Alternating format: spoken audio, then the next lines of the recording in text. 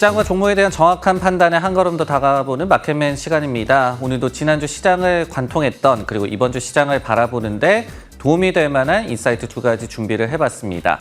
첫 번째 시장과 관련한 헤드라인부터 확인을 해보도록 하겠습니다. 주식시장은 해리스의 승리를 암시하느냐 이런 또 통계가 나왔는데요. 이번 주 미국의 대선을 앞두고 이 같은 내용 살펴보도록 하겠습니다. 어떤 얘기를 드리냐면요. 바로 이제 증시 성적을 기반으로 한 예측 모델을 좀 예시로 들어드리도록 하겠습니다. 이번 11월 5일 대선에서 카밀라 해리스 이 민주당 후보의 승리를 암시를 하고 있는데 그 확률은 점점 하락하고 있다라는 그런 내용인데요. 그간의 역사적으로 한 99%의 매우 높은 정확도를 보였던 그런 모델이라고 합니다. 간단히 말씀을 드리자면요.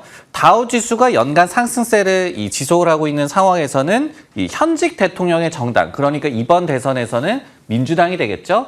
여기에서 승리자가 나온다라는 게 골자라고 볼 수가 있겠습니다. 이에 따르면요. 해리스의 승리 확률이 지금 69% 정도로 나오고 있다라고 하는데 다만 2주 전에 72% 대비해서는 조금씩 떨어지고 있는 상황으로 해석할 수가 있겠습니다. 물론 뭐 정확한 모델은 아니다라고 얘기를 할 수도 있겠죠. 하지만은 이 증시는 저희가 다 알고 있듯이 선행지표격입니다. 그렇기 때문에 증시가 상승세를 지속하고 있다는 얘기는 향후 몇 개월간의 경제 낙관록, 즉 현 정권의 경제 정책에 좀 만족을 하고 있다는 그런 뜻이기 때문에 어느 정도 또 일리가 있는 그런 통계라고 볼 수가 있겠습니다. 네, 이런 보고서 내용을 살펴봤는데요. 어떤 부분을 좀 더 탐구를 해봐야 할지 물음을 저는 던져봤습니다.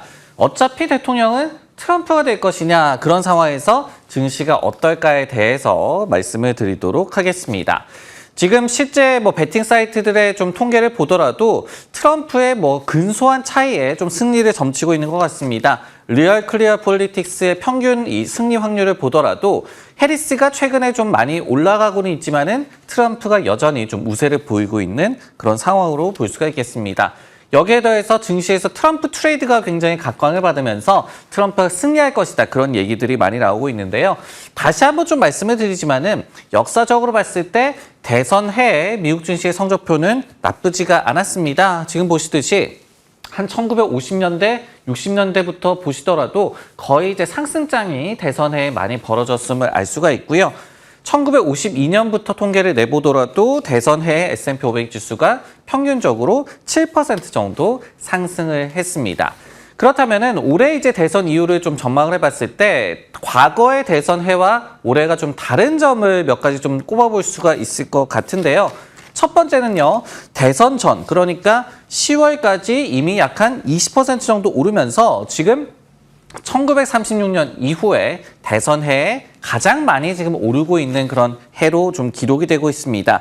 그렇기 때문에 이 과거에 또 보더라도 상승장이 벌어졌을 때 평균적으로 5%가량 추가 상승한다. 이 대선 이후의 얘기가 되겠죠. 그런 데이터가 나와 있기는 하지만은 올해 이미 많이 올라온, 과도하다라는 표현이 좀 이상하지만은 그래도 상승폭이 굉장히 많았기 때문에 그 이유를 저희가 어떻게 예측을 해봐야 될까? 이런 부분을 좀 살펴봐야 되겠고요. 두 번째는요. 재선 실패 가능성을 저희가 살펴봐야 될 것 같습니다. 증시 강세는 앞서서도 말씀을 드렸듯이 현 정권에 대한 또 만족도를 보여준다라는 말씀을 드렸는데요. 하지만은 정권 교체 시에는 역사적으로 단기적으로는 증시의 변동성이 높아지는 구간들이 나왔습니다. 그렇기 때문에 만약에 트럼프가 승리했을 시 이런 부분들까지도 미리 좀 대비를 하는 것이 좋을 것 같습니다. 마지막 세 번째, 섹터를 저희가 좀 눈여겨봐야 될 것 같은데요. 과거에 대선에 좋았던 섹터는 바로 이제 금융이라든지 에너지 섹터였고요. 그리고 대선에서 전통적으로 약했던 것은 IT 같은 섹터였습니다. 하지만은 올해는 이렇게 전통적으로 약한 IT 업종이 약 한 25% 정도 올라주고 있고 또 하나 대선에 약했던 헬스케어 업종도 약 한 10% 정도 오르면서 물론 시장에는 뒤지고 있지만은 나쁘지 않은 그런 퍼포먼스를 보여주고 있습니다. 이런 섹터 지형이 대선 이후에 바뀔지 역시 좀 눈여겨보면서 이번 주 대선을 대비하시는 게 좋을 것 같습니다. 네, 이렇게 시장과 관련한 헤드라인 살펴봤고요. 두 번째로 이번에는 종목과 관련한 이야기 한번 해보도록 하겠습니다. 엔비디아가 인텔 대신에 드디어 다우 지수에 편입되게 됐습니다. 어떤 뜻이 있는지 지금부터 살펴보도록 하겠습니다. S&P 다우존스 이 성명이 나왔죠. 그러면서 오늘 11월 8일자로 엔비디아가 인텔 대신에 다우 산업지수에 편입이 되게 됐습니다. 그러면서 반도체 산업에서의 판도 변화, 이 리더가 변했음을 다시 한번 알렸는데요. AI 서비스를 도입하기 위해서 이 빅테크들 모두 다 A100이라는 이제 대표적인 엔비디아의 이 AI GPU를 사들이면서 주가가 올해도 무려 170% 정도 오르고 있는 그런 엔비디아의 행보입니다. 그렇게 이 엔비디아가 이번 다우지수에 편입이 됨으로써 시가총액 1조 달러 클럽의 빅테크 6개 중에 이제 4개가 다우지수에 편입이 되게 됐습니다. 그 6개 중에서는 이제 알파벳과 메타 플랫폼스만 남은 그런 형국이 됐습니다. 반면에 이제 이 지수의 변화에서도 알 수가 있듯이 인텔은 하향세를 좀 지속을 하고 있죠. CPU 시장에서 AMD한테 이제 점유율을 좀 잠식이 되고 있고요. 올해도 주가가 50% 이상 하락하면서 많은 변동성을 보여주고 있습니다. 이렇게 엔비디아의 다우지수 편입 저희가 어떻게 바라봐야 할까? 향후에 이제 주가 방향성에는 어떤 영향이 있을까를 저희가 한번 생각해 보도록 하겠습니다. 많이들 알고 계시겠지만은 다우지수는 이제 시가총액이 아니라 가격 가중 방식입니다. 그러니까 나타나는 주가가 높을수록 그 내에서의 비중이 높다라고 볼 수가 있겠는데요. 그렇기 때문에 어떻게 본다면은 엔비디아가 주식 분할 전에 편입이 됐다라고 한다면은 더욱더 많은 효과가 있었을지 모르겠는데 그래도 이 같은 대형 지수에 편입이 된다. 패시브 자금 유입을 앞으로 기대케 하는 그런 요소라고 생각을 해볼 수가 있을 것 같습니다. 그렇기 때문에 뭐 늦었어도 시간의 거래에서 이 같은 소식이 전해진 이후에 주가가 약 한 3% 정도 오르면서 기대감을 좀 반영하고 있는 것으로도 보이고 있습니다. 그만큼 또 안정성이라든지 그리고 시장 대표주의 그 지위를 인증받았다는 의미까지도 저희가 좀 생각을 해볼 수가 있을 것 같네요.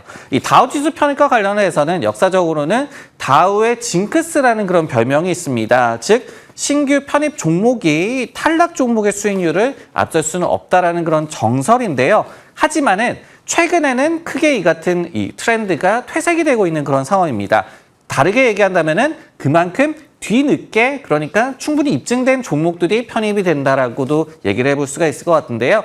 최근에 얘가 지난 2월 26일자로 다우지수에 편입된 아마존의 예를 들어볼 수가 있겠습니다. 이후에 약 한 13% 정도 상승을 했거든요. 그런데 반면에 탈락했던 월그린 부츠 얼라이언스 같은 경우에는 이후에 56% 정도 하락했습니다. 어쩌면 묵히고 묵혔다가 이 같은 다우지수에 편입이 됐을 때는 징크스도 또 떨쳐내고 효과도 볼 수 있는 그런 통계라고도 참고해 볼 수가 있을 것 같습니다.